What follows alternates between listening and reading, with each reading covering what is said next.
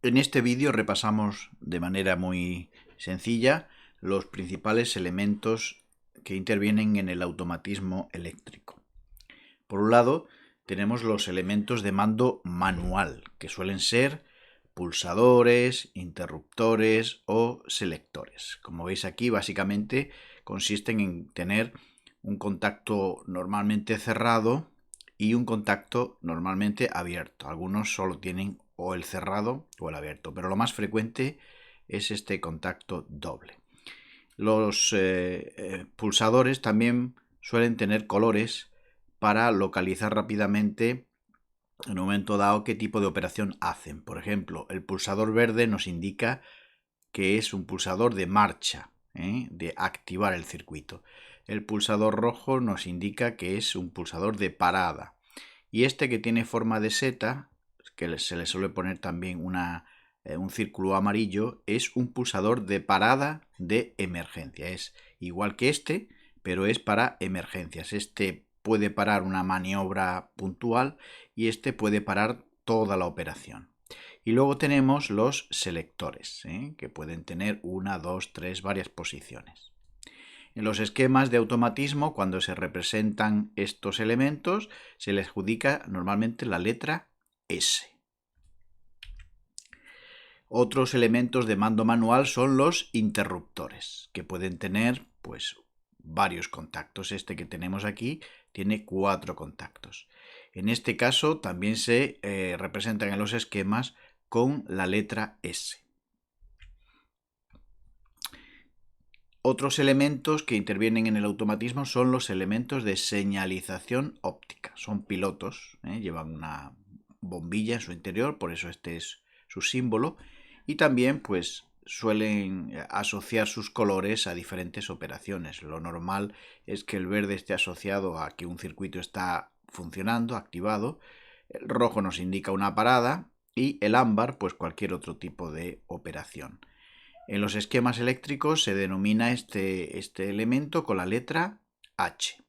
No ponemos aquí los elementos de señalización acústica, que son muy simples también, son sirenas, bocinas, etc.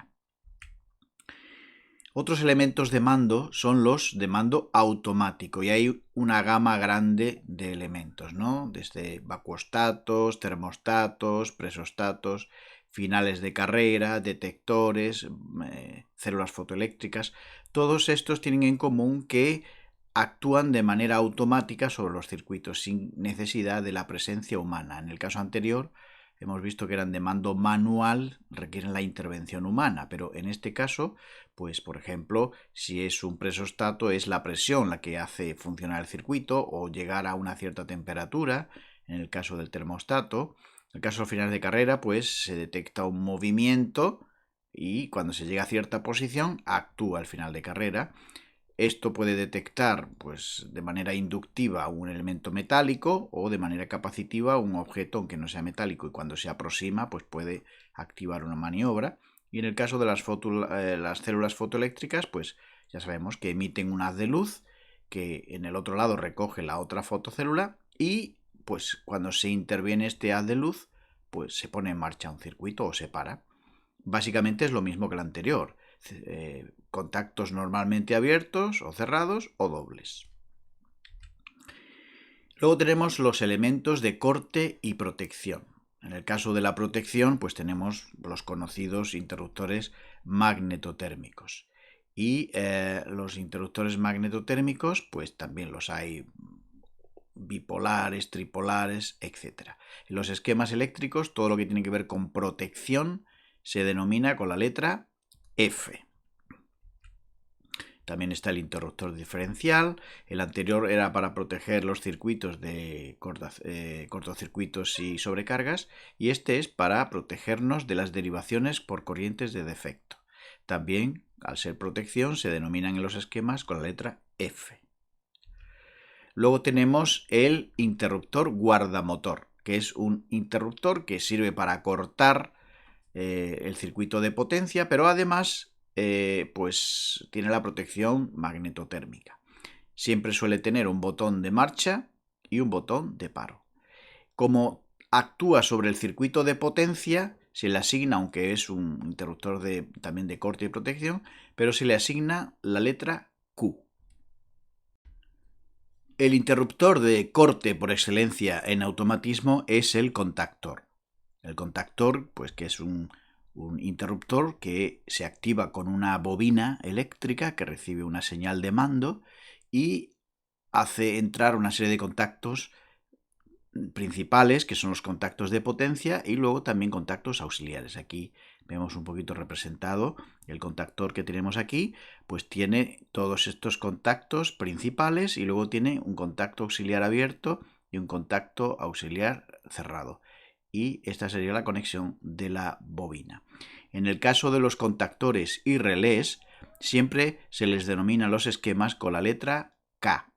Pero como algunos de estos, digamos que son interruptores principales, pues se les suele añadir la letra M. Por eso, cuando son contactores principales, casi siempre se denominan KM. Y cuando se trata de contactores auxiliares o de relés auxiliares, que también se da el caso, se les añade la letra A, contactores auxiliares. Este que tenemos aquí es otro sistema o dispositivo de protección y de corte en realidad. Es el relé térmico. Esto protege la maniobra de arranque y marcha de un motor y vigila que no haya sobrecargas. Es un dispositivo que está pensado para no actuar cuando el motor al arrancar tiene un par de arranque muy fuerte y se genera una gran sobreintensidad. Un dispositivo normal magnetotérmico igual dispararía, pero este relé obviamente no lo va a hacer. Como se trata de una protección más que de un interruptor de corte, pues en los esquemas también se le da la letra F. Aquí vemos cómo se suele montar el contactor y el relé. Siempre van asociados. Normalmente aquí lo tenemos separado para que se vea esquemáticamente, pero en la práctica prácticamente están pegados porque esto tiene unas puntas terminales que encajan directamente en el contactor. Así que en este esquema vemos el contactor se le ha añadido la letra K y al relé térmico la letra F. Los relés también son interruptores de corte y en este caso también se les adjudica la letra K. Aquí tenemos el ejemplo de un relé que va colocado sobre un zócalo para las conexiones. Aquí tenemos un ejemplo de un relé colocado en un zócalo. Este sería el relé con todos sus contactos. Ya tenemos un esquema interno de cómo es. Por un lado tenemos el 13 y 14, son los contactos de alimentación de la bobina. Y luego todos los demás son contactos conmutados. ¿Veis?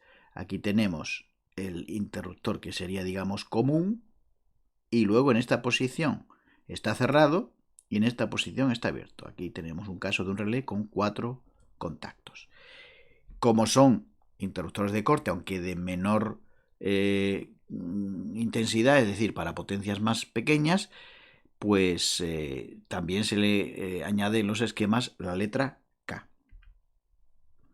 Otros interruptores de corte son los temporizadores. Los temporizadores tienen la particularidad de que no actúan inmediatamente cuando se le da la señal de mando, sino que retardan su maniobra. Aquí tenemos, por ejemplo, un temporizador a la conexión. Quiere decir que una vez que alimentamos el temporizador, no cierra inmediatamente, sino cuando ha transcurrido un tiempo que previamente nosotros hemos regulado. Este sería el esquema, tiene un contacto abierto y uno cerrado, y cuando esta flechita va en dirección opuesta a los contactos, entendemos que es un temporizador a la conexión.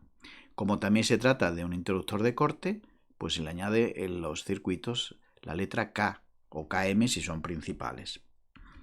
Aquí tenemos lo opuesto, un temporizador a la desconexión, es decir, cuando alimentamos el temporizador, pues funciona el circuito y cuando se para, no se para inmediatamente, sino transcurrido un tiempo.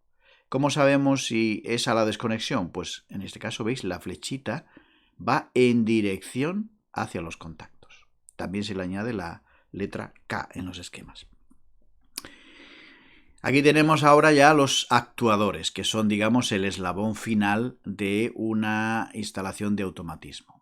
Todas las maniobras que hemos hecho antes son para dar órdenes a estos actuadores. El actuador principal de las instalaciones es el motor, pero también están las electroválvulas. En los esquemas, al motor se le asigna la letra M y a las electroválvulas la letra EV. Ya sabéis que una electroválvula es una válvula que lleva una bobina que al aplicar tensión abre o cierra como si fuera un grifo convencional. Hay válvulas como esta de 2 vías, las hay de 3 vías para desviar el fluido en una u otra dirección, las hay también de 4 vías, etc. Pues nada, espero que hayáis disfrutado de esta breve explicación y sobre todo lo más importante son las letras que se le asignan a estos elementos para cuando tengamos que interpretar los esquemas.